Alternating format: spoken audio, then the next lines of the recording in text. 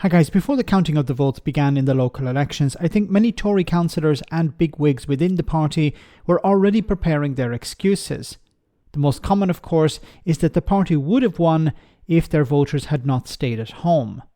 The purpose of such a tactic is to downplay the drop in support or the level of anger directed at the party itself. Steve Baker, the Brexit hardman, told the media that the loss of a seat to Labour wasn't so much about Starmer's party winning, but more about the Tory voters who didn't turn up. John Curtice, the polling expert, was asked about this, and he had an astute answer as always. You were chuckling, is that the right word, in the middle of that interview? Well, about two reasons. The honest truth is, Victoria, if I were given £1 for every time that a party that has done badly in a by-election says the reason is because our voters stayed at home, I would no longer have to stay up all night in order to cover elections in order to earn a decent crust. And the second thing I would gently point out to Steve Baker is that actually the fall in the turnout in Blackpool South was rather less than the fall in turnout in many a by-election in this Parliament. So I think on both grounds it doesn't work. Sure, it's always true that when a party is in trouble, its voters are more likely to say don't know to the pollsters and they have less motivation to go to the vote. But that isn't a remedy. It's a symptom of the problem, of the fact that you've lost the confidence of many of those who voted for you. And while they may be the group who are most likely to return to you, they still have to be won over. OK. As always, he's completely correct. You know, you can't just say to the public, well, look, our voters stayed at home, and just move on. No, you need to encourage people to come out and vote for you.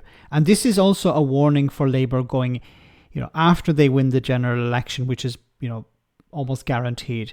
If they want to hold on to power, they have to give something to the public. They have to maintain their support. And of course, the Conservatives, who won an 80-seat majority in 2019, have lost that because they have given the public nothing. They told people back in 2019, when Boris Johnson was in charge, we're going to get Brexit done. That was a lie. They told the public that they would level up the north. That was a lie. They said they would build 40 new hospitals. They would bring down the NHS waiting list. They would deal with immigration. All of these things were lies. And you can lie and lie and lie. And for a while it will work. But eventually people will look around and say, actually things are not improving. Our community has not been levelled up. There aren't 40 new hospitals. The NHS waiting list is growing. It's not getting shorter. So you can lie, but it eventually will run out. And you can't just blame the public or blame the voters for not turning up. You actually have to convince them. You have to give them something in order for them to get off their behinds, go to the polling station and cast a ballot in your favour. There will, of course, always be a core who will always vote for you. But with the Conservatives, that core is getting smaller and smaller all the time. It used to be a pretty significant core, an older generation, people who own their own homes.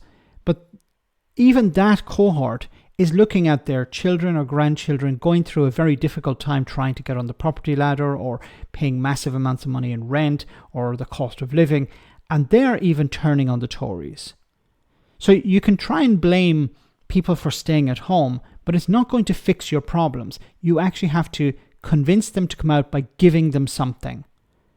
And over the last number of years, the Conservatives have just given them nothing, have tried to sell them ideas, gimmicks, like the Rwanda deal or stopping the boats or culture wars, things like this, try to make people angry in order to come out and vote for them.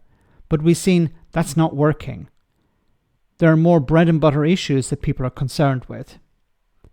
Let me know in the comment section, guys, what you think. As always, your comments are greatly appreciated. Thanks a lot.